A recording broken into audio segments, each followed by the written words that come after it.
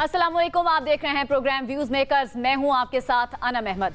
हुकूमत और तहरीक इंसाफ के दरमियान मुज़ाकरात का सिलसिला आहिस्ता आहिस्ता आगे बढ़ रहा है। दोनों जानिब से अपने अपने मुतालिबात पर बात की जा रही है, मगर साथ ही साथ इमरान खान ये भी कहते हैं कि अगर हुकूमत फौरन असेंबली तोड़कर इलेक्शन करवाना चाहती है तो ही बात करेंगे, जबकि साबिक वजीर आज़म नवाज शरीफ ये कहते हैं कि पीटीआई की डिमांड का कोई सर पांव नहीं है। तो हमारा आज का पहला सवाल ये है कि क्या इत्तेफाक राय का इम्कान पैदा हो रहा है। इसी पर बात करने के लिए हमें ज्वाइन किया है आज नसीम सिद्दीकी साहब, मुजम्मिल सोहरवर्दी साहब, शौकत पराचा साहब और असद महमूद साहब ने।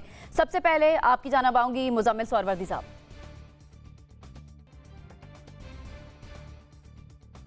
मुझे नहीं लगता ये मुज़ाकरात कोई कामयाब होंगे। आप देखें कि पीटीआई ने पंजाब और केपी की असम्बलियाँ बहाल करने की पटिशन भी तैयार कर ली है और मुझे लगता है मंगल या बुध को वो उसको दायर भी कर देंगे।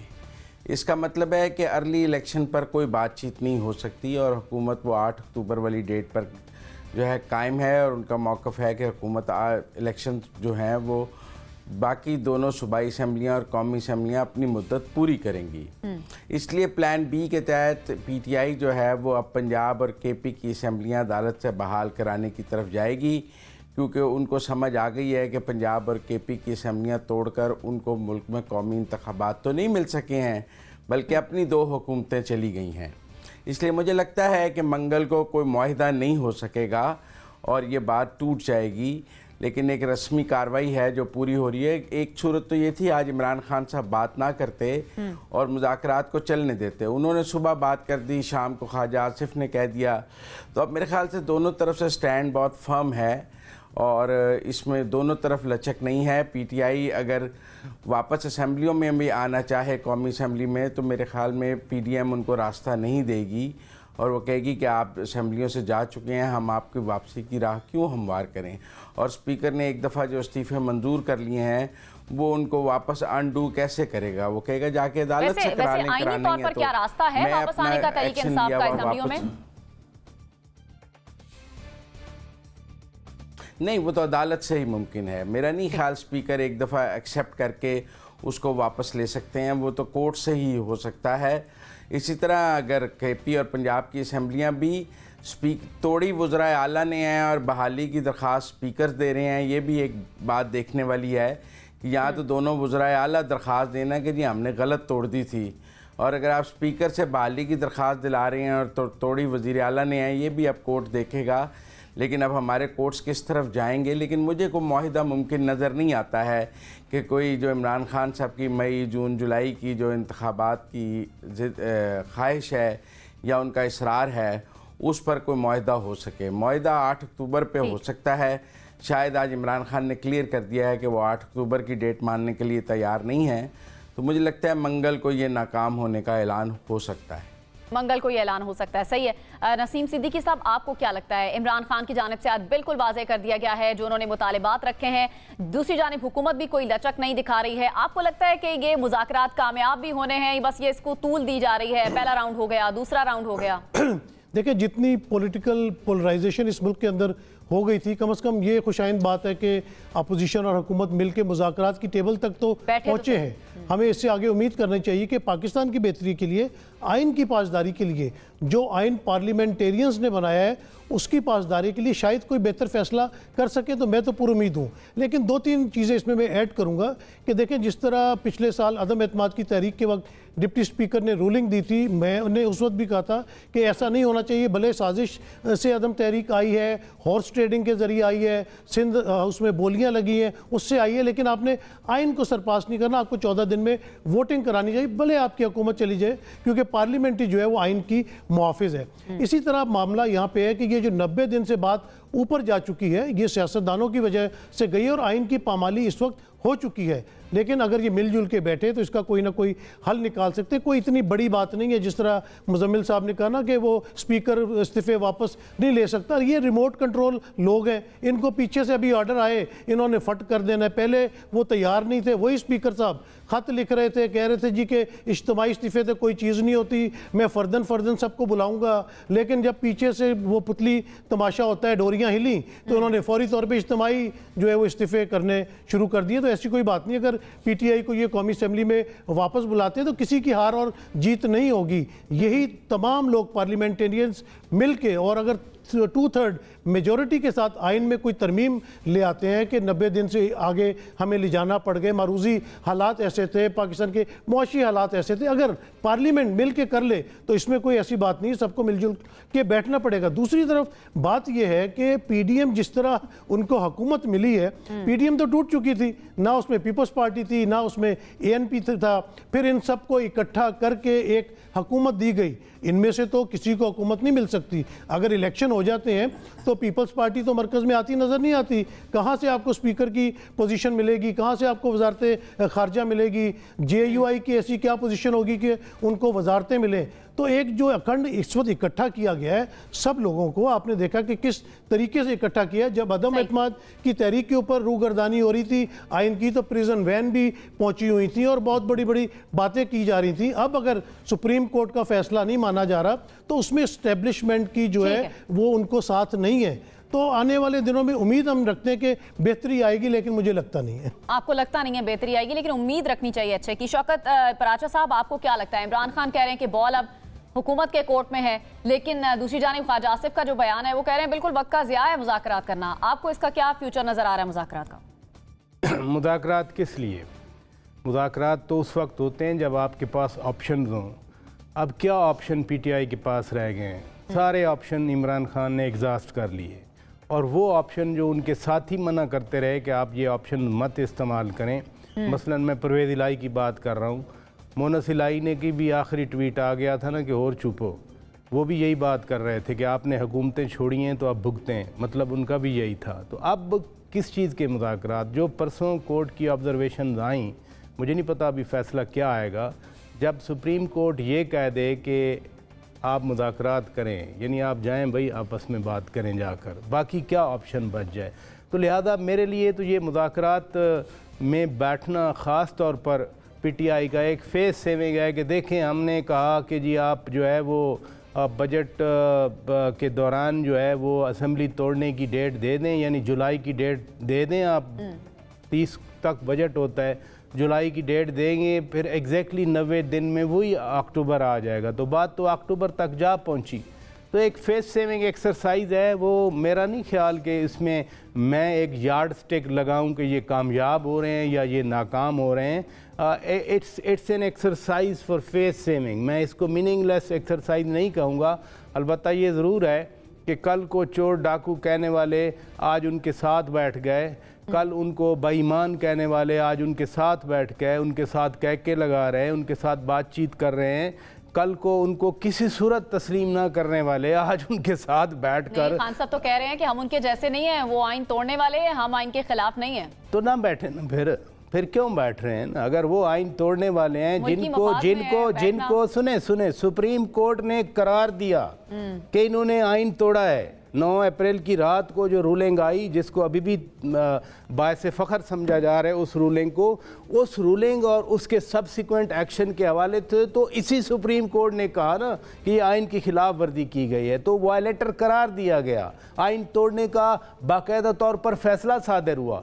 लेकिन बात यह है कि आगे बढ़ना चाहिए ना जब 90 दिन में इलेक्शंस नहीं होंगे। खान साहब तो ये भी कह रहे हैं अभी दे देना सुप्रीम कोर्ट फैसला, हम तो इंतज़ार कर रहे हैं ना। देखें ना, इतना हाइप क्रिएट किया गया इस मुल्क में कि ये कर दें वो कर दें, आखिर कुछ फैसला तो होना चाहिए। हम भी कहते हैं कि 90 दिन में जो है वो इलेक्शन होना चाहिए, हम तो फैसले का इंतज़ार कर रहे हैं ना।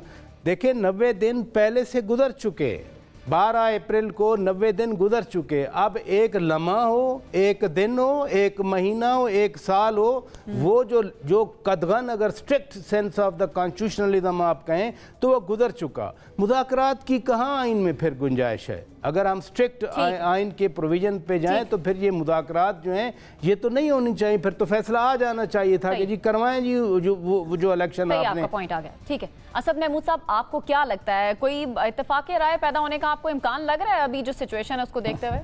बिस्मिल्लाहिर्रहमानिर्रहीम। अनम, आपका बहुत शुक्रिया।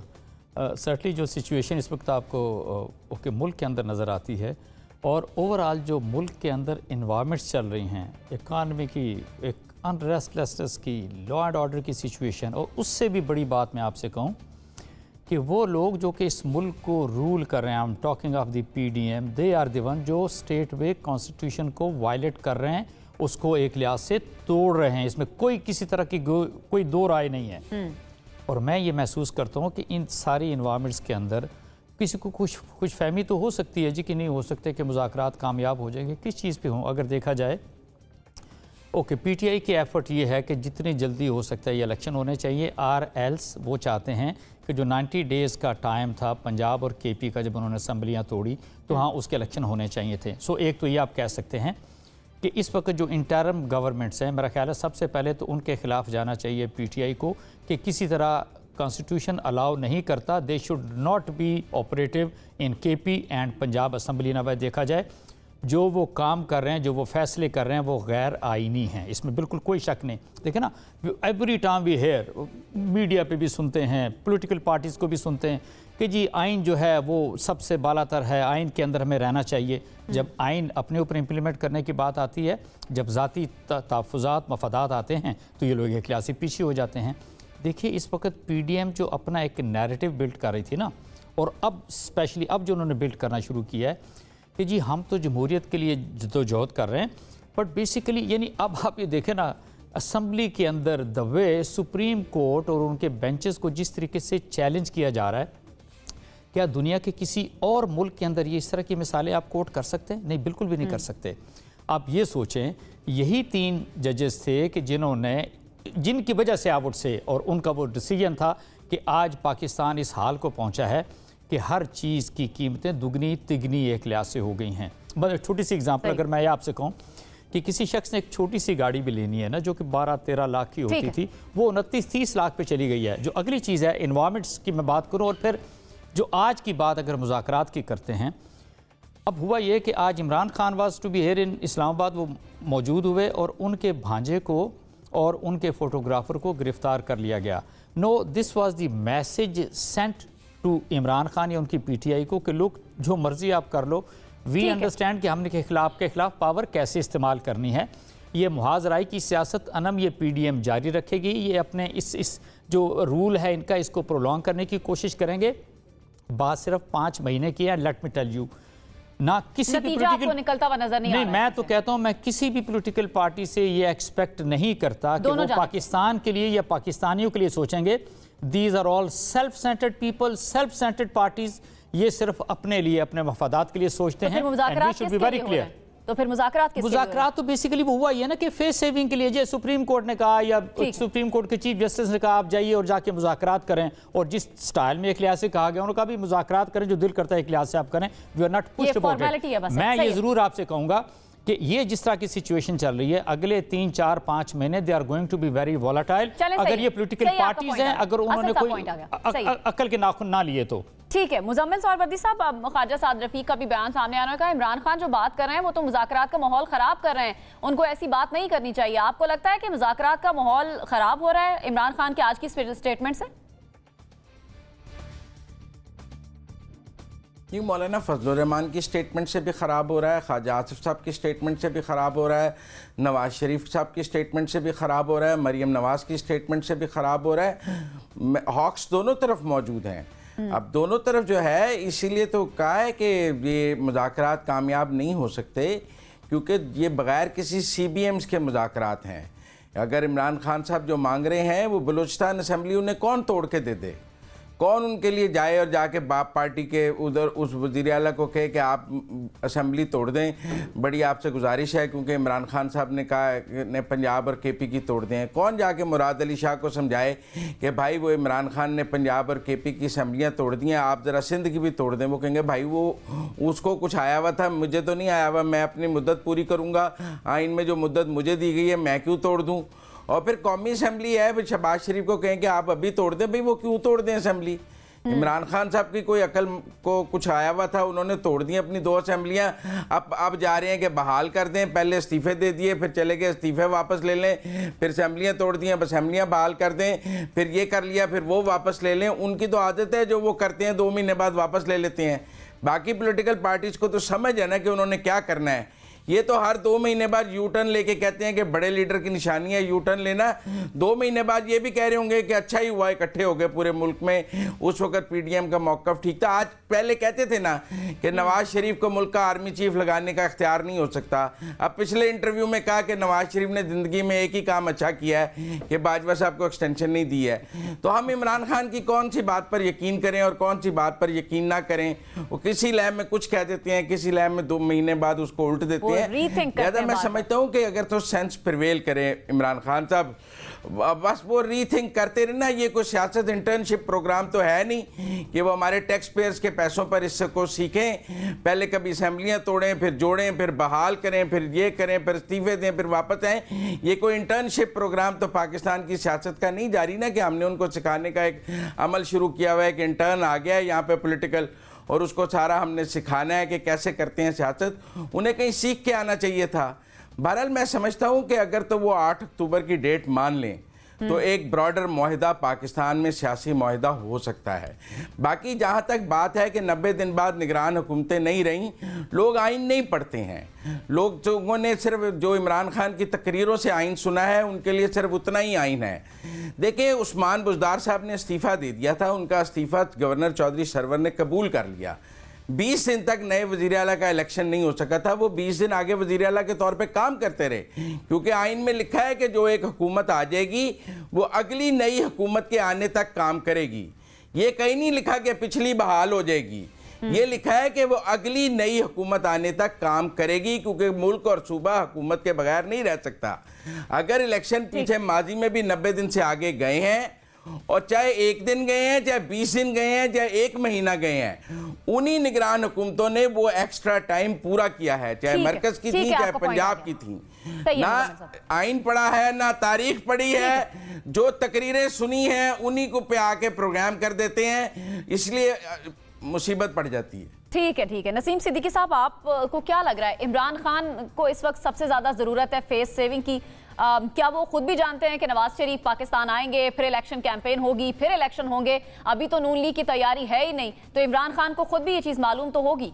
इमरान खान ने तो कहा था कि नवाज शरीफ पाकिस्तान वापस आए और वो कहेंगे बड़ा मज़ा आएगा जब वो आएंगे और इलेक्शन में खड़े और मुकाबले पे आके इलेक्शन लड़ें। आपने देखा कि यू टर्न की बात की जाती है। बहुत दफ़ा वफाकी गवर्नमेंट के वज़रा ने अपनी प्रेस कॉन्फ्रेंस में कहा था कि आप असेंबली तोड़ें, हम 90 दिन में इलेक्शन करवाएंगे, और वो बात आइन के मुताबिक थी। वो कहाँ गई? बात यह कि इनको दोबारा तो हुकूमत मिल नहीं सकती। हमारे फाजिल दोस्त जो है, कई लोगों के जहन के ऊपर इतना इमरान खान सवार है कि मैंने देखा कि उन्होंने अपनी गुफ्तगू में मरियम नवाज और नवाज शरीफ का नाम तो एक दफ़ा लिया, इमरान खान का नाम 25 दफ़ा लिया। इससे सोचे कि वो जहन पे इमरान खान सवार है तो कोई दलील या दलाइल के साथ तो बात कर नहीं सकते हैं। आइन में एक क्लियर कट बात लिखी हुई है कि 90 दिन में इलेक्शन होंगे। ये वो नहीं मानते, ये कहते हैं अच्छा जी अगर वो उससे आगे निकल गए हैं तो निगरान हुकूमत कंटिन्यू रहेगी, भले 2 साल इलेक्शन ना हो।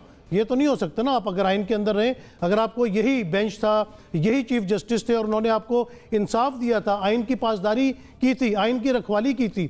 इस मुल्क में आइन सबसे ज़्यादा सुपीरियर है, पार्लियामेंट नहीं है। जिन मुल्कों में आइन नहीं होता वहाँ पार्लियामेंट सुप्रीम होती है। यहाँ पे आइन सुप्रीम है और 90 दिन के अंदर आपको इलेक्शन कराने थे। लोग चीफ जस्टिस का जिक्र करते हैं, लोग सदर मुमलिकत का जिक्र करते हैं। जो 2 गवर्नर हजरात ने आइन से रूगर्दानी की है उनका जिक्र कोई नहीं करता। मेरे ख्याल से इस मामले में अगर सबसे ज़्यादा क्रिमिनलिटी है तो वो पंजाब के गवर्नर और खैबर पख्तूनख्वा के गवर्नर की है कि उन्होंने क्यों डेट वहाँ पे नहीं दी। उनको डेट देनी चाहिए थी। आपने जब असेंबलियाँ तोड़ी थी तो आपने भाग के निगरान गवर्नमेंट बनाई, अपने पसंद के वज़ीर आला लगाए, अपने पसंद के वज़ीर फ़ौरन लगाए। किस लिए लगाए भाई? इसीलिए कि वो आएंगे और 90 दिन के अंदर इलेक्शन करवाएंगे। 90 दिन के अंदर इलेक्शन तो होते नज़र नहीं आ रहे। यहाँ फेस सेविंग की बात हो रही थी तो मेरे ख्याल से हुकूमत भी फेस सेविंग मांग रही है, क्योंकि सुप्रीम कोर्ट ने क्लियर कट कहा है कि जो 14 मई वाला फैसला है वो बरकरार है। जो अभी फैसला आने का ये इंतज़ार हो रहा है वो तो एक डिफरेंट पिटीशन थी, उसको उसके साथ लोग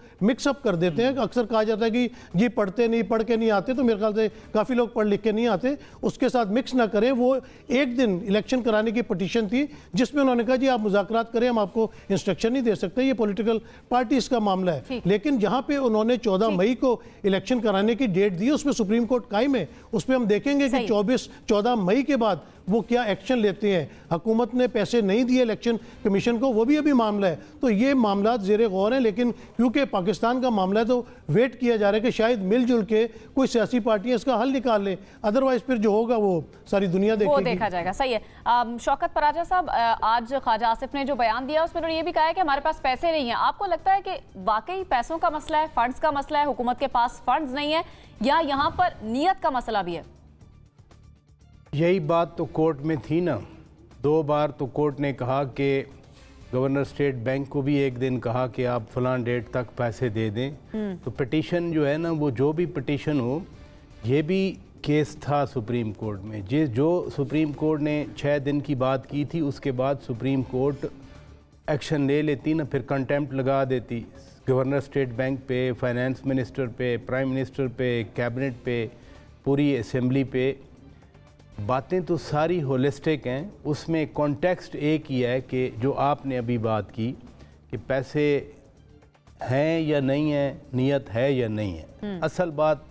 असल सवाल यही है कि क्या ये सोच है, क्या आपकी विलिंगनेस है कि आपने अभी इलेक्शन करवाने? नो, मुझे कम से कम कोई विलिंगनेस नज़र नहीं आती। क्योंकि एक तरफ जब ये कहा जाए कि जी राना सनाउल्लाह ने कहा कि आप असम्बलियाँ तोड़ें, हम इलेक्शन करवा दें, तो राना साहब अगर कुछ और आपको कह दें कि जाएं नहर में छलांग लगाएं तो आप लगा देंगे। राना साहब कहें कि जी हम आपको बचा लेंगे, आप एक दफ़ा छलांग तो लगाएं, या रावी के दरिया पे जाके आप ब्रिज के ऊपर से छलांग लगाएं। देखें, जो मैच्योरिटी ऑफ पॉलिटिकल थॉट है वो आपके अपने एजेंडे से निकलती है, वो किसी की प्रोवोकेशन से नहीं निकलती। ये अंग्रेज़ी के अच्छे खूबसूरत अल्फाज हैं, प्रोवोकेशन। उन्होंने प्रोवोकेट किया, आप जंप लगा के आ गए। अब हुआ क्या? देखें ना, जो नीयत की मैं बात करूँ वो तो खुला राना सनाउल्लाह ने क्या कहा था, मुझे ये बताएं। वज़ीर दाखिला उन्होंने कहा था सवाल ही पैदा नहीं होता 24 मई को इलेक्शन हो, तो मैं 14 मई को इलेक्शन हो, तो मैं तो वो इंटेंट की बात कर रहा हूँ जो आप रियल क्वेश्चन। कोई इंटेंट नहीं है इनका। वो समझते हैं कि एक ज़िद, अना, खुद पसंदी की वजह से असम्बलियाँ तोड़ी गई, मैंडेट लोगों का उसको स्कटल किया गया, और हम किसी के कहने पे हम इलेक्शन नहीं करवाएंगे। अब दूसरा इसका एंगल है आईन पाकिस्तान। मैं फिर कहूँगा, आईन में वादे तौर पर लिखा हुआ है 90 डेज़। अगर किसी की अना जिद की वजह से भी असम्बलियाँ टूटी हैं तो आइन के मुताबिक आपको आइन पर अमल करना है, आपको किसी सूरत आइन से नहीं निकलना। लेकिन चूँकि एक कॉन्टेक्स्ट है, हम माजी को फिर याद करते हैं, वो बेनज़ीर भुट्टो की शहादत के वक्त भी इलेक्शन आगे चला गया था। आर्टिकल 254 भी उसी आइन का हिस्सा है जिसका सहारा हुकूमत ले रही है, जिसका सहारा वजारत कानून ले रही है। तो एक मिक्स बना हुआ है। अब ये मुज़ाकरात जो हैं, मैं फिर कहूँगा अपने इनिशियल पॉइंट ऑफ व्यू पे कि ये एक फेस सेविंग है। हुकूमत के लिए हो सकती है, पीटीआई के लिए हो सकती है, मैं तो समझता हूँ मेरे लिए हो सकती है एज अ जर्नलिस्ट। मैं तो समझता हूँ मेरे लिए भी ये एक फेस सेविंग हो सकती है एज अ जर्नलिस्ट के देखें हम सारी उम्र पार्लियामान, जमहूरियत, आइन की बात करते रहे। अब जाकर अब जब के मुल्क फंसा है, हर कोई पीछे हटने के लिए तैयार नहीं है। इस मुज़ाकरात के नाम पे भी अगर 2-2 कदम, एक महीना, 2-2 महीने, 3-3 महीने पीछे हट जाएं इलेक्शन के लिए, अब तो मैं समझता हूं कि ये 14 मई के इलेक्शन के लिए बात नहीं हो रही, अब तो अक्टूबर के इलेक्शन को सामने रख कर ये बातचीत की जा रही है। असद महमूद साहब, अब फिर कौन इस भंवर से पाकिस्तान को निकालेगा? जिस भवन में पाकिस्तान फंसा हुआ है, सिर्फ एक मसला नहीं है, सियासी मसला नहीं है, ये मईशत का भी मसला है। ये सारी पार्टियां अगर बैठ रही हैं, मिल रही हैं, मुज़ाकरात कर रही हैं, तो सारी चीज़ों को सोचना होगा। अना बिल्कुल सोचना चाहिए, और सर्टली कुछ लोग हैं वाकई जो सोच भी रहे होंगे, बट आई बिलीव कि इस सारी चीज़ के अंदर अगर हम गए हैं, ठीक है आप कह सकते हैं जी कि एक okay vote of no confidence एक जमहूरी अमल था, उसके नतीजे के तौर पे ये हुकूमत आप कह सकते हैं कि मार्ज़े वजूद में आई। बट आई वुड से कि वो जो उस रात अदालतें लगी थी, सो मोटो नोटिस लिया गया था, प्रिजनर्स वैन भी वहाँ पर मौजूद थी। नो आई वुड से कि अगर उस वक़्त असम्बलियाँ टूट गई थी सारी, नेशनल असम्बली की बात, बाकी असम्बलियाँ टूटती, और अगर आप इलेक्शन करा देते तो मेरा ख्याल है एक बड़ा clear ground was available to every political party. ये अब 1 साल का जो टेन्योर गुजारा है ना आपने, बहुत जिसको कहते हैं कि बड़े एक्सपर्ट लोग थे, पिछले 35-40 सालों से हुकूमतें करते चले आ रहे थे। तो मेरा ख्याल है जो सबक इन्होंने पाकिस्तानियों को पढ़ाया है, तो सारे पाकिस्तानी ना अब सिर्फ कानों को हाथ लगाते हैं, नमाज़ पढ़ने के लिए नहीं, इनसे और इनके लिए बद्दुआएं देते हैं, क्योंकि लोगों के चूल्हे चौके बंद हो चुके हैं। तो दूसरी चीज़ मैं आपसे बताऊं, ये जो पीडीएम की हुकूमत है ना, ये आए तो थी इसलिए कि अच्छा जी they are having hair days, अच्छे दिन आ जाएंगे इनके लिए, बट ये एक्चुअली आप देखें ये सज़ा मिल रही है इनको, अल्लाह ताला की तरफ सज़ा मिल रही है, क्योंकि ये बदनीयत लोग थे, बदनीयती के साथ ये सारे आए थे कि जी हम करने का मैं वही आपसे अर्ज करना चाह रहा हूँ ना कि अगर देखें ना 6% की ग्रोथ को ये 0.8% जो उन्होंने कल कहा कि लेकर आ गए इस 1 साल के अंदर, तो डू यू थिंक इनकी नीयत को ठीक थी? अगर बिलावल जरदारी के विजिट्स के ऊपर उन्होंने 2 अरब खर्च कर दिए, प्राइम मिनिस्टर ने इतना, यानी कहते हैं आपके IMF आपको कर्जे नहीं दे रहा, और आपने प्राइम मिनिस्टर के लिए 1.25 अरब रुपया खर्च कर दिया, 7 करोड़ रुपया आपने कहा जी स्विमिंग पूल इनका खर्च, तो कहते हैं वो बड़े किफायतशार हैं। मैं वही आपसे अर्ज करना चाह रहा हूँ, अभी मॉडल टाउन के अंदर इनका हैली जो है वो उसके लिए करोड़ों रुपए खर्च कर रहे हैं। It's not like that, you know, they are in the old mind set जो 80s का था, 90s का था, कि जी जो पैसे हैं वो इनके लिए हैं, जो जितने भी वसाइल हैं वो इनके लिए हैं, आवाम के से कोई ताल्लुक नहीं। देखिए एक सवाल तुमसे किया जा सकता है कि क्या पूरे 1 साल के अंदर कोई एक ऐसा कदम भी इन्होंने उठाया कि जिसमें आप कहें कि नहीं यार इन्होंने आवाम को रिलीफ देने की कोशिश की है? एक रिलीफ उन्होंने दिया, 153 बिलियन का आटा तकसीम किया, और उसके अंदर इन्होंने अपना भी और पूरी पाकिस्तान का मुंह पूरी दुनिया के अंदर काला किया। यानी 20-24 लोग अपनी जिंदगी से चले गए, और सी व्हाट हैपन। और भाई वो हमारे पैसे हैं, टैक्स पेयर्स के पैसे हैं, इनको किसने राइट दिया किस तरीके से आटे तकसीम करते फिरे? मुझे एक ब्रेक की तरफ जाना है, ब्रेक से जब हम वापस आएंगे तो एक और अहम मामले पर बात करेंगे, हमारे साथ रहिए।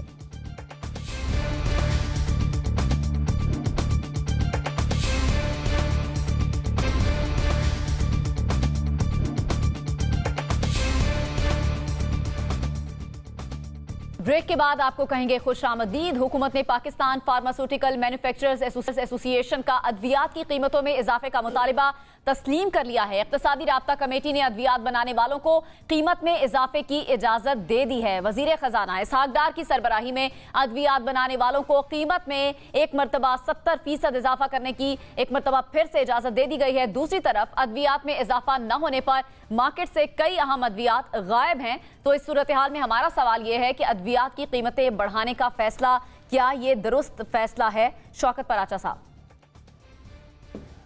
ये सवाल अगर मैं जाकर आप पारा एक वेंडर से पूछूं या एक मांगने वाले से भी पूछूं ना, तो वो भी चीख उठेगा। ये ऐसा सवाल है कि जिसका जवाब सबके पास एक ही है। वो मुझसे पूछें, किसी और से पूछें कि सिर्फ अद्वियात क्यों, हर चीज़ जो महंगी है इस मुल्क में वो सस्ती होनी चाहिए, वो रीच में होनी चाहिए। अब सवाल ये पैदा होता है कि क्या ये पहली दफ़ा ऐसा हो रहा है, अभी हो रहा है? माजी में भी एक वज़ीर साहब जो सेहत के थे वो एग्जैक्टली इसी बुनियाद पर निकाले गए थे कि अद्वियात की कीमतें महंगी हो गई थी। अब एक जो कार्टलाइजेशन है हमारे मुल्क में, फार्मास्यूटिकल जो कंपनीज़ हैं बोथ फॉरेन एंड डोमेस्टिक, उनका कार्टेल बन के, तो वो होता है ना कि कंपटीशन आए, कंपटीशन में प्राइस नीचे आए। हमारे यहाँ अनफॉर्चुनेटली वो कल्चर भी नहीं है कि 10, 15, 20, 30, 40, 50 इंडस्ट्रियलिस्ट बैठ के, फार्मास्यूटिकल कंपनीज़ के ओनर्स बैठ के वो इतना गवर्नमेंट को प्रेशराइज़ कर देते हैं। ठीक है, रॉ मटेरियल महंगा होगा, ठीक है, उसका इंपोर्ट अगर ड्यूटी ज़्यादा हो गई होगी, ये भी मानते हैं, लेकिन कम से कम अक्रॉस द बॉर्डर जो टैबलेट एक 10 या 5 रुपए की मिलती है, हमारे यहाँ वो 100-200 की टैबलेट मिलती है। क्या वहाँ पर फार्मास्यूटिकल इंडस्ट्री कमाती नहीं होगी? बड़ी मार्केट है, ठीक है, वहाँ कंजम्पशन ज़्यादा है, ठीक है, लेकिन कम से कम जब एक कहते हैं ना मेडिकल प्रोफेशन है या एक केयर है आपके लोगों की, जहाँ ये गवर्नमेंट का कसूर होता है, वहीं पर हमें थोड़ा सा इंट्रोवर्ट भी सोचना चाहिए कि as citizens, as being Pakistanis, क्या हम उसी ग्रीड में हैं, उस लालच में हैं कि एक ही रात में बिलियनर बनना है? इसी मुल्क में जाली अद्वियात आती हैं, इसी मुल्क में जो लाइफ सेविंग ड्रग्स जैसे आप कह रही हैं उनको ब्लैक कर दिया जाता है। कोरोना के दिनों में क्या होता है? कोरोना के दिनों में सैनिटाइजर था, मास्क थे, उनकी प्राइस जो 5 रुपए का मास्क था इनिशियल डेज में तो 200 में मिलता रहा। ये अभी 3-4 साल पुरानी बात है। तो इसलिए जो ग्रीड है with in the society and जो गवर्नमेंट की तरफ से नेग्लेक्ट होता है वो मिलकर हमारे लिए आदाब बनते हैं, चाहे वो किसी भी स्केल पर हो। असद महमूद साहब, आपको क्या लगता है, अवाम पहले महंगाई में पिसे हुए हैं, रोटी का मसला है, मकान का मसला है, फिर आपको अद्वियात भी ना मिल रही हों, खासतौर पर ऐसी अद्वियात शॉर्ट कर दी जाती हैं मार्केट से जो जान बचाने वाली अद्वियात हैं, फिर वो दोबारा मार्केट में आती हैं लेकिन नई कीमत के साथ। देखिए ना, कोई भी हुकूमत होती है, वेदर इट इज़ पॉलिटिकल या फिर नॉन पॉलिटिकल, मेरा ख्याल है जो उनकी बेसिक रिस्पॉन्सिबिलिटी जो सबसे इम्पॉर्टेंट है दैट इज़ कि नहीं, अपने जो शहरी हैं उनको तहफ़्फ़ुज़ देना, सिक्योरिटी की, एजुकेशन, और फिर उससे भी बढ़ के सेहत की हम बात करते हैं। आप यकीन माने, वन गोज़ टू यूके, उनका NHS सिस्टम है, उसके अंदर आपको किसी तरह का कोई इशू नहीं है। Yes, responsibility of the entire government, वो सारे अपने जितने भी शहरी हैं उनका ख्याल रखते हैं। Here unfortunately the situation is totally different. बिल्कुल ठीक, मैं तायद करता हूँ प्राचा ने जो बात की है कि हमारे यहाँ जो लोग हैं, हमारी सोसाइटी के अंदर ग्रीड है, जो हम ओवरनाइट रिच होना चाहते हैं, that is one of the most important factor. लेकिन उससे भी बढ़ के आप देखने की बात है कि वो तमाम लोग जो जुड़े हुए हैं, चाहे वो फार्मास्यूटिकल कंपनीज़ की बात करते हैं, ब्यूरोक्रेसी की बात करते हैं, वजारत सेहत के साथ वो सारे के सारे जुड़े हुए लोग हैं। आप वुड से कि ये सारे के सारे करप्शन के ऐसे रंग के अंदर लुथड़े हुए हैं कि इनको किसी सूरत आप ठीक कर नहीं सकते। अच्छा, उसी के साथ आप ये देख लेना कि जब मेरा ख्याल है दवाइयाँ सर्टनली महंगी हुई हैं, बिल्कुल नहीं करनी चाहिए, और इस गवर्नमेंट की बहुत बड़ी एक लिहाज से जिम्मेदारी आती है।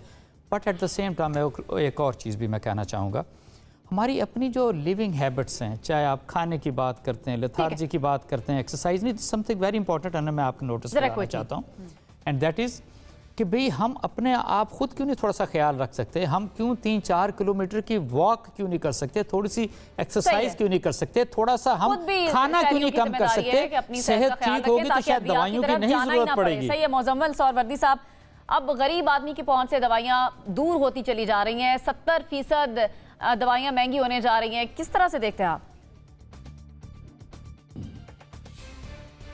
देखें, ये तो ज़िंदगी और मौत का मामला है। अगर दवाई महंगी होती है तो ज़िंदगी महंगी हो गई और मौत सस्ती हो गई, और इसको किसी भी तरह जस्टिफाई नहीं किया जा सकता। मैं तो खुद, मुझे अंदाज़ा है कि मैं इंसुलिन यूज़ करता हूँ और इंसुलिन की प्राइसेस पिछले 2-3-4 साल में पाकिस्तान में किस तरह बढ़ी हैं और अब फिर बढ़ जाएंगी। तो अगर मैं इंसुलिन नहीं लगाऊंगा तो मैं मर जाऊंगा, और अगर लगाने के लिए ख़रीदूंगा तो मर जाऊंगा, ना लगाऊंगा तो मर जाऊंगा ना। ये मामला है। लेकिन मैं एक और बात भी यहाँ कहना चाहता हूँ, हमारे यहाँ फार्मास्यूटिकल इंडस्ट्री का सबसे बड़ा प्रॉब्लम हमारे डॉक्टर्स हैं। हमारे डॉक्टर्स दवाई का फार्मूला नहीं लिखते, दवाई का नाम लिखते हैं, और वो नाम लिखने के वो फार्मास्यूटिकल कंपनियों से रिश्वत लेते हैं। वो रिश्वत मैं और आप दवाई की कीमत में अदा करती हैं। आप किसी डॉक्टर के क्लिनिक में चले जाएं, मेडिकल रैप्स की एक लंबी लाइन बैठी होगी तोहफों के साथ, और वो डॉक्टर को कहेगी मेरी दवाई का नाम लिखें, मेरी दवाई का नाम लिखें, मेरी दवाई का नाम लिखें। दुनिया में कहीं ये नहीं है कि डॉक्टर दवाई का नाम लिखता है। डॉक्टर दवाई का फार्मूला लिखता है, उस फार्मूले की 20 दवाइयाँ अवेलेबल होती हैं, जाके वो स्टोर से सस्ती वाली भी ले सकता है। हमारे यहाँ डॉक्टर कहते हैं नहीं, आपने ये वाली नहीं खाई तो आप मर जाएंगे, आप ये वाली दवाई नहीं खाएंगे तो आपका बुखार नहीं उतरेगा। साइकोलॉजिकली हम मरीज को जो है हॉस्टेज करते हैं अपने तो वो करने। इस मुल्क में 2 चीज़ें बैन होनी चाहिए। एक, ये फार्मास्यूटिकल कंपनीज का डॉक्टरों को रिश्वत देना मुकम्मल तौर पे बैन होना चाहिए। इन दवाइयों की मार्केटिंग बिल्कुल बंद होनी चाहिए, इनका नाम लिखने पर पाबंदी होनी चाहिए। ये फार्मूले से बिकें, जेनेरिक नाम से बिकें। ये जो दवाइयों की मार्केटिंग है, देखें ये कोई चीज़ें हैं जिनकी आप मार्केटिंग करते हैं। फार्मास्यूटिकल से दुनिया में कहीं ऐसे होता है जो हमारे यहाँ डॉक्टर ना, ये डॉक्टर टैक्स देते हैं और दवाइयों पे अपने बच्चों की यूरोप के टूर लेते हैं, अपने क्लिनिक बनाते हैं, अपने घरों को रेनोवेट कराते हैं, मेरी जिंदगी और मौत की कीमत पर ये सब कुछ कराते हैं। सही है, सही। नसीम सिद्दीकी साहब, आप जिस तरह मुजम्मिल साहब बात कर रहे थे, क्या ये पूरे सिस्टम को ब्लेम करना चाहिए, ये जो सूरत हाल बनी हुई है? क्योंकि ये एक सेक्टर का मसला नहीं है, ये सब चीजें इंटरलिंक हैं। अगर फार्मास्यूटिकल की हम बात करते हैं तो वो भी जिस तरह भी उन्होंने बात की है कि डॉक्टर्स से इंटरलिंक है और भी शोबों से इंटरलिंक है, तो बिगाड़ है कहाँ पर? शुक्र है मुजम्मिल साहब ने ये नहीं कहा कि इमरान खान इन तमाम बातों का जिम्मेदार है। अनम, ये बहुत चुभता हुआ क्वेश्चन है और इसमें सब लोग नाकाम रहे। अगर पीटीआई जिस तरह नारे लगा के, जिस तरह वो हुकूमत में आए थे एक चेंज के लिए, जैसे अभी ब्रेक में भी बात हो रही थी, तो वो चेंज ला नहीं सके। बहुत माफिया से बात करते थे इमरान खान साहब, लेकिन किसी माफिया को नहीं पकड़ सके। मेरे फाजिल दोस्त शौकत पराचा ने बिल्कुल सही बात की कि हमारे कार्टल्स बने हुए माफियाज हैं। आटा माफिया है, चीनी माफिया है, दवाई माफिया है, सीमेंट माफिया है। इन पे तो कोई भी हाथ नहीं डालता। इमरान खान के दौर में किसी पे हाथ नहीं डाला गया। पॉलिटिकल आप केसेस बनाते रहे। राना सनाउल्लाह को गिरफ्तार कर लिया, साद रफीक को गिरफ्तार कर लिया, क्या हुआ? कुछ नहीं निकला। मौजूदा हुकूमत भी क्या कर रही है? 10 वज़रा सुबह से आते हैं इमरान खान के खिलाफ पर जो है प्रेस कॉन्फ्रेंस पे प्रेस कॉन्फ्रेंस। भाई आप अपने अपने डिपार्टमेंट की तरफ तवज्जो दें। जिस आवाम से वादे करके, जिस आवाम के वोट लेके आप पार्लियामेंट में आते हैं, उनको तो कुछ आप रिलीफ दें। आप इन माफियाज को कौन पकड़ेगा? अगर आज मुजम्मिल साहब कहते हैं कि माफियाज हैं तो मुजम्मिल साहब की हुकूमत है, ये पकड़े। इससे पहले इमरान खान की हुकूमत थी, माफिया उनको पकड़ना चाहिए था। जब तक रूल ऑफ लॉ इस मुल्क के अंदर नहीं आएगा तब तक जो है ये मामला खत्म नहीं हुकूमत है। लगता है इसी तरह ही है अपनी हुकूमत से करते तो बात ये है कि अनम जब तक आप माफिया को नहीं पकड़ेंगे, आप रूल ऑफ लॉ नहीं आएंगे। जिस मुल्क के अंदर पार्लियामेंट जो है वो सुप्रीम कोर्ट के फैसले नहीं मानेगी, तो वहां पे बाकी लोग किस तरह कोर्ट्स के ऑर्डर मांगेंगे? हमेशा यही होता है कि जो हुकूमत आती है उसी का काम होता है कि अपने जो जो डिपार्टमेंट्स है, जो जो इदारे हैं, उनको महफूज करें, उनको मजबूत करें और इन माफियाज पे हाथ डालें। नहीं तो कुछ भी होने नहीं लगा। इसी तरह प्राइसेस बढ़ती रहेंगी, आवाम मरती रहेगी। अगर हुकूमत आई तो क्या अद्वियात सस्ती करेंगे आप? मैं ख्याल में अद्वियात भी सस्ती करूंगा। देखिए ना, हमारा पाकिस्तान दुनिया का वाहिद मुल्क था जहां कोविड में कोविड के टेस्ट का रेट ही गवर्नमेंट ने फिक्स नहीं किया था, क्योंकि प्राइम मिनिस्टर साहब की अपनी लैब थी। उन्होंने कहा जो जितने में टेस्ट करता है करता रहे। यहाँ तो 10-10 हज़ार में कोविड टेस्ट हुए हैं। हर दौर में लूटमार चली है। मैं कहना नहीं चाहता था इस बात को, लेकिन चूंकि नसीम सिद्दीकी साहब, जब मेरी हुकूमत आएगी ना तो मैं किसी वजीर आजम की लैब भी नहीं रहने दूंगा। चलें, सही, आपका पॉइंट आ गया। मुझे ब्रेक की तरफ जाना है। ब्रेक के बाद जब वापस आएंगे इस मामले पर मजीद बात करेंगे।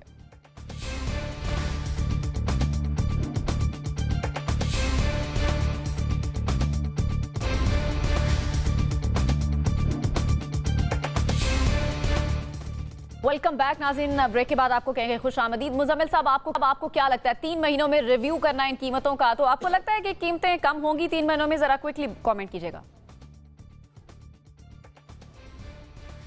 नहीं, मुझे नहीं लगता कि हमारे पाकिस्तान में जो कीमत एक दफ़ा चढ़ जाए वो वापस आनी बड़ी मुश्किल है। वहाँ पर कायम ही रह जाए तो बड़ी गनीमत होती है। मैंने तो अपनी ज़िंदगी में चीज़ें, कीमतें जो हैं इस किस्म की, देखें ना, कुछ सरकार बिजली सस्ती कर दे, पेट्रोल सस्ता कर दे, जो चीज़ें सरकार के हाथ में होती हैं उन पर तो हम बात कर सकते हैं। ये जो हमारे यहाँ कमर्शियल मार्केट के ट्रेंड्स हैं, यहाँ पर हमने कई दफ़ा पेट्रोल सस्ता होते भी देखा है, बिजली सस्ते होते हैं, पर ये चीज़ें कम नहीं करते। जो एक दफ़ा ये रेट रख लेते हैं फिर इनको आदत पड़ जाती। नसीम सिद्दीकी साहब, देखिए ना, बड़ी सिंपल सी बात है। हम बहुत ज़्यादा मोर्दे इल्ज़ाम भी नहीं ठहरा सकते मैन्युफैक्चरर्स को। जिस तरह डॉलर की प्राइस बढ़ती जा रही, मेडिसिन बनती ज़रूर है पाकिस्तान में, लेकिन उनकी जो जेनरिक्स है, रॉ मटेरियल है, वो तो बाहर से आता है। तो जो जो डॉलर की प्राइस बढ़ती चली जा रही है, उनको भी रॉ मटेरियल महंगा आ रहा है। तो मेरे ख्याल से प्राइस कम होती नज़र तो नहीं आती, बल्कि मुझे मज़ीद बढ़ती नज़र आ रही है। शौकत पराचा साहब, हुकूमतें या हुकूमतों या हुकूमत को तो प्राइस कम करना चाहिए, इंटरवीन करना चाहिए। और कोई भी IMF हो या कोई भी इदारा हो, वो सोशल वेलफेयर या सोशल सेफ्टी नेटवर्क के लिए कभी वो कोई कदगन नहीं लगाता।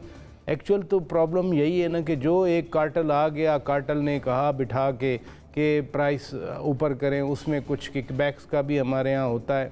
तो हुकूमत को चाहिए कि वो कंट्रोल करे। ये नहीं हम कह सकते कि जाएंगी, हुकूमत को कुछ करना चाहिए। हुकूमत को कुछ करना चाहिए। असद महमूद साहब, आपके नज़दीक हल किया और वापस कीमतें आती नजर आ रही। मैं तो ये समझता हूँ कि wherever there is a will there is not only one way, there are many ways. अगर आप चाहें तो ये कम कर सकते हैं। द रीज़न मैं आपको बताता हूँ, फार्मास्यूटिकल कंपनियां खुली हुई है ना, लेकिन होगा या नहीं होगा? नहीं, इट इज पॉसिबल। आपको और फार्मास्यूटिकल कंपनीज खोलें और आप कंपटीशन दें, इनके ऊपर टैक्सेशन को आप नीचे लेके जाएं। Yes, it is doable. आप बिजली इतनी महंगी कर दी और हो सकता है, आपको लगता है कीमतें नीचे आ सकती है। बहुत बहुत शुक्रिया नसीम सिद्दीकी साहब, मुजम्मिल सोहरवर्दी साहब, शौकत पराचा साहब और असद महमूद साहब हमारे साथ प्रोग्राम में मौजूद थे। नाज़रीन, आज के प्रोग्राम से मुझे इजाजत दीजिए। अल्लाह ने के बाद।